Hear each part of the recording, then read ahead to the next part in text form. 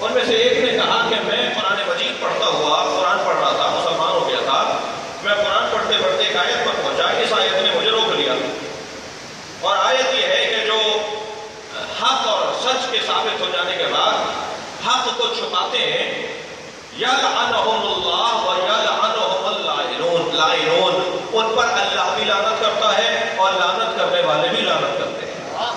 وہ کہنے لگے میں نے ڈھونڈنا شروع کیا مسلمانوں میں لعنت بھیجنے والے کون ہیں، میں تھک رہے ہو بنا، تو میں نے جس بھی فرقے سے جا کر پوچھا کہ آپ کسی پہ لعنت بھیجتے ہیں، تو کہا توبہ توبہ کسی پہ لعنت نہیں بھیجتے ہم لعنت نہیں بھیجتے۔ کہنے لگے میں دوسرے فرقے تیسرے سب کے بات کے سب نے کہا ہم لعنت نہیں بھیجتے۔ بھائی لعنت کس بات کی، لعنت نہیں بھیجو بدتمیزی ہے توہین ہے فلاں ہے۔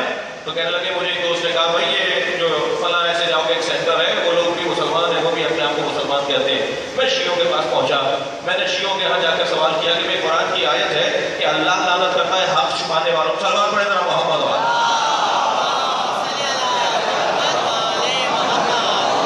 حق چھپانے والوں پر اللہ لعنت کرتا ہے اور لعنت بھیجنے والے لعنت کرتے ہیں۔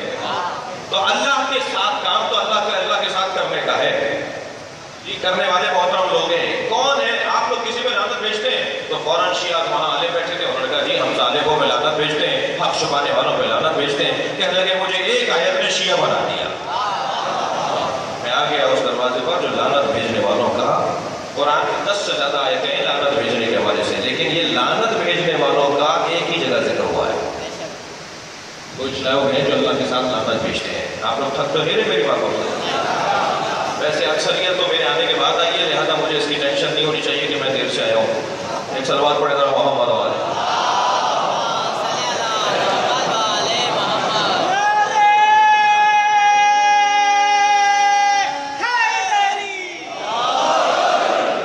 اللہ 3 کام کرتا ہے جس میں ہمیں بھی کہتا ہے میرے ساتھ رہو جی، اور وہ تینوں کام مجلس میں ہوتے ہیں، اور آیتیں پڑھوں گا قرآن سے سناؤں گا آپ کو۔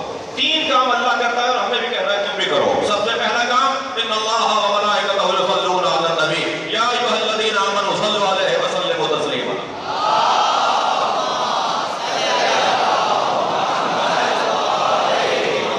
یہ کام مجلس میں ہوتا ہے۔ اللہ اور اللہ کے ملائکہ نبی اور نبی جیسوں پہ صلوات بھیجتے ہیں، الف لام جنس، نبی جیسوں پہ صلوات بھیجتے ہیں، درود بھیجتے ہیں، تم بھی یہ کام کرو۔ یہ کام ایک اللہ کرتا ہے۔ دوسرا کام اللہ کیا کرتا ہے؟ فَانْتَظِرُوا إِنِّي مَعَكُمْ مِنَ الْمُنْتَظِرِينَ، انتظار کرو، میں اللہ بھی تمہارے ساتھ انتظار کر رہا ہوں۔ اللہ بھی ہمارے ساتھ انتظار کر رہا ہے، ہمیں حکم ہے کہ ہم انتظار کریں، اور اللہ کہہ رہا ہے کہ میں بھی تمہارے ساتھ انتظار کرتا ہوں۔ یہ کیا کام ہے؟ یہ وہی کام ہے جو ہم مجلس میں کر رہے ہیں۔ تیسرا کام اللہ کیا کرتا ہے؟ یلعنہم اللہ، اللہ لعنت بھیجتا ہے ان لوگوں پر جو حق کو چھپاتے ہیں۔ وَيَلْعَنُهُمُ اللَّائِنُونَ، اور لعنت بھیجنے والے ان پہ لعنت بھیجتے ہیں۔ مجلس میں بھی یہی ہوتا ہے، حسین کے قاتلوں پہ لعنت بھیجتے ہیں، اہل بیت کے دشمنوں پہ لعنت بھیجتے ہیں۔ اللہ بھی یہی کام کرتا ہے، ہم بھی یہی کام کرتے ہیں۔ سلوات پڑھیں گے محمد و آل محمد۔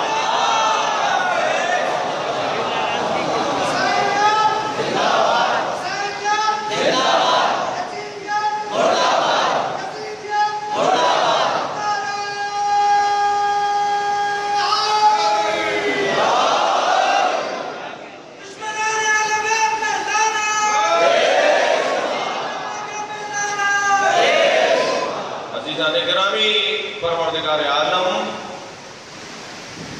سچوں کے ساتھ ہونے کا غورو معصاتمین۔ اب صداقت میں اعتبار خبر کتنا مشکل ہے۔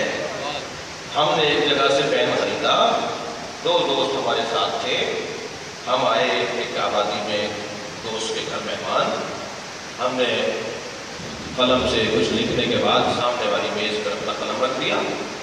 وہاں اور لوگ بھی آ جا رہے تھے، تو ایک صاحب آ کے بیٹھے، ہمیں نہیں پتا تھا یہ کون ہے، انہیں وہ پین اچھا لگا، انہوں نے اٹھا کے جیب میں لگا دیا۔ ہم نے کہا جی یہ قلم ہمارا ہے۔ کہنے لگے آپ ہمیں نہیں جانتے؟ ہم نے کہا اس سے غرض ہی نہیں ہے کہ آپ کون ہیں، یہ قلم ہمارا ہے۔ تو دوسروں کو دیکھ کر کہنے لگے مولانا کو بتاؤ میں کون ہوں؟ میں نے کہا جی اس سے کیا غرض کہ آپ کون ہیں؟ جو صاحب میرے ساتھ تھے جن کے سامنے میں نے قلم خریدا تھا، میں نے ان سے کہا کہ آپ بتائیے میرا قلم ہے، یہ پین میرا ہے۔ وہ کہنے لگے مولانا دوسرا خرید لیجیے گا۔ بھائی میں دوسرا خرید لوں گا، یہ میرا مسئلہ ہے، تم بھی تو بتاؤ یہ پین میرا ہے۔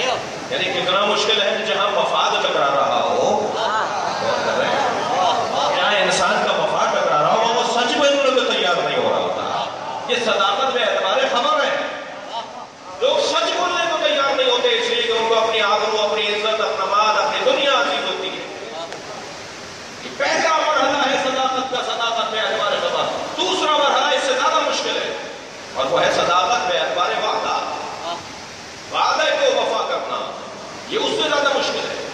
بڑے بڑے لوگ عزیزان اکرامی پھسلے ہیں اس مرحلے پر آ کر, بہکے ہیں اس مرحلے پر آ کر, وعدہ پورا نہیں کر پائے. جو کہا تھا وہ کر نہیں پائے, جو سوچا تھا, جو کہا تھا, کہہ دیا تھا, وہ نہیں کر پائے. ہر ایک کے لیے علیحدہ مثالیں ہیں, لیکن مجھے کسی منزل تک پہنچنا ہے اپنے بیان کو لے کر. تیسرا جو عنوان ہے وہ ہے صداقت باعتبار عہد.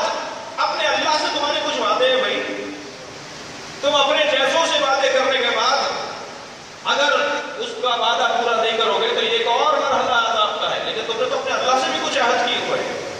من المؤمنین رجال صدقوا ما عاهدوا الله علیہ. اللہ جو اللہ سے کیے ہوئے وعدوں کو, یعنی جس کو عہد کہہ رہا ہے اللہ, اسے پورا کرنے والوں کو اللہ مرد کہہ رہا ہے.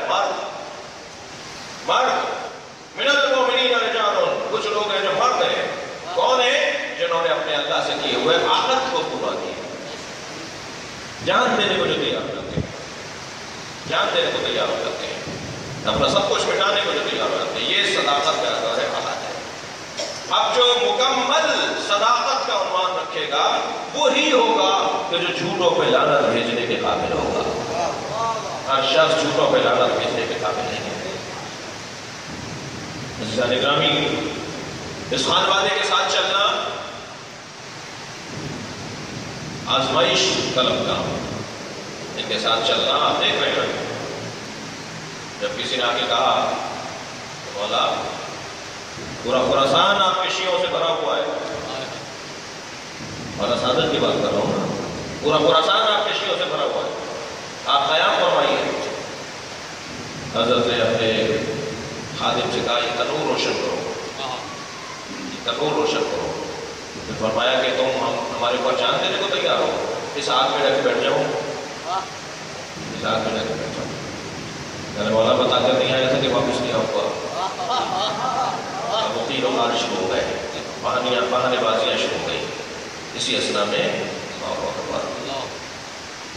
ایک اور مومن لکڑیاں سر پہ اٹھائے ہوئے گزر رہا ہے, مولا کو ان سے سلام کرتے ہوئے جا رہا ہے. حضرت نے فرمایا یہ آگ روشن ہے, اس میں آ کے بیٹھو گے؟ مولا آپ کا حکم ہے, کہاں بیٹھ جاؤ. لکڑیاں پھینکی, جا کے تندور میں کود گئے. اب یہ سہلے پر آسانی سے امام باتیں کر رہے ہیں, ارشادات فرما رہے ہیں, اور ان کا دل وہاں لگا ہے. مولا اس کی بھی خبر ہے. حضرت چند قدم آگے بڑھے, کیا دیکھا کہ آگ جل رہی ہے مگر یہ بیٹھے ہوئے تسبیح پڑھ رہے ہیں. بھائی جو اللہ کی خاطر زندگی گزارتا ہے وہ صرف ابراہیم ہی نہیں ہے, اور بھی لوگ ہیں. صلوات پڑھیں محمد والے.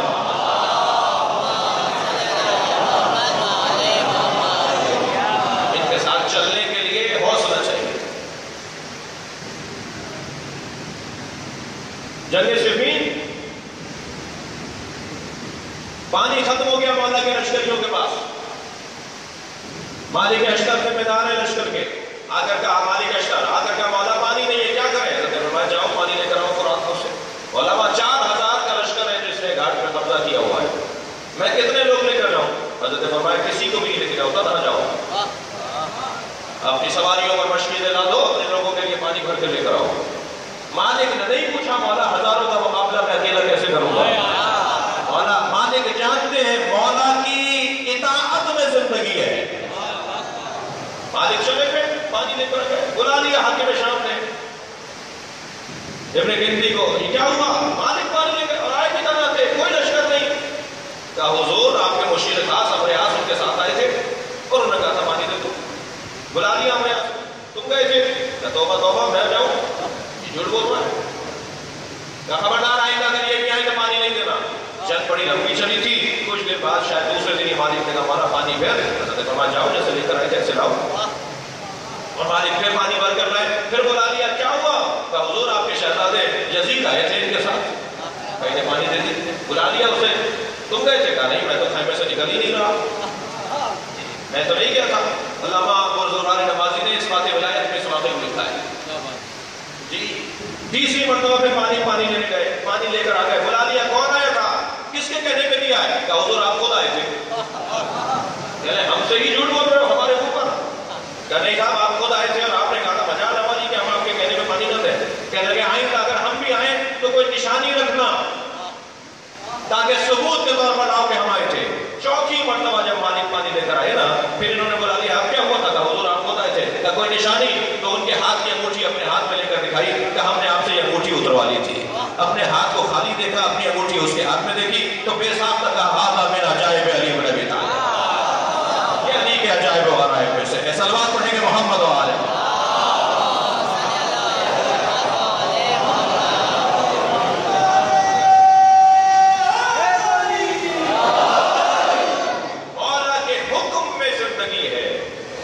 ان کے ساتھ چلنا ایمان کے پختگی کا نتیجہ ہے. دونوں بات صادقین, سچوں کے ساتھ چلو, سچوں کے ساتھ چلو. مشق, یہ تو واقعات کو دہرائے جا رہے ہیں تاکہ میں آمادگی کروں. اب آنے والا ایک سچا ہے, سارے سچوں کا سچا